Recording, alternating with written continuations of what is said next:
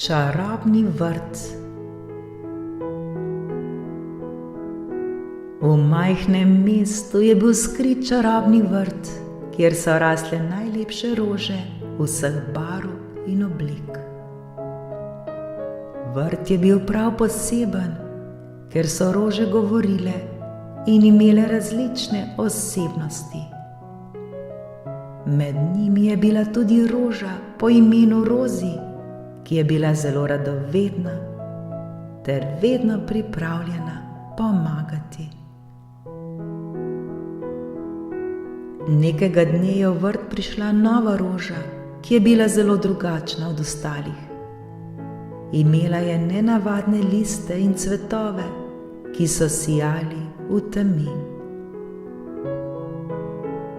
Ostale rože so bile sprva zmedene in niso vedele, kako naj se obnašajo do nove rože.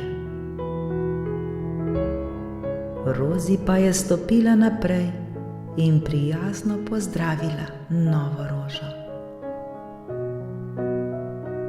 Pozdravljena, kako ti je ime? Nova roža je sramežljivo odgovorila: Ime mi je Luna. Prihajam iz daljnega gozda in sem zelo vesela, da sem lahko tukaj. Rozi je hitro razumela, da je Luna posebna in da se lahko vsi nekaj novega naučijo od nje. Povabila je ostale rože, naj se pridružijo in spoznajo Luno. Skupaj so se učile o njenih posebnostih in ugotovile, da je Luna zelo pametna ter da zna pripovedovati čudovite zgodbe.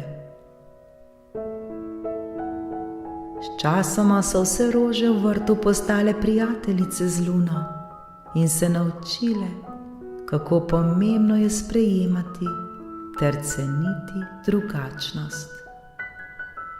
Vrt je postal še bolj čaroben, ker so vse rože živele v harmoniji ter se podpirale med seboj.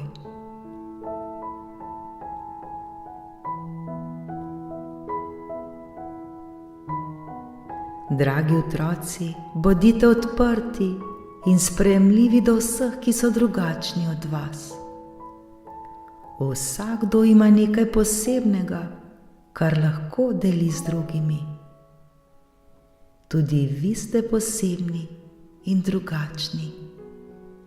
Tudi vi imate nekaj, kar lahko delite z ostalimi.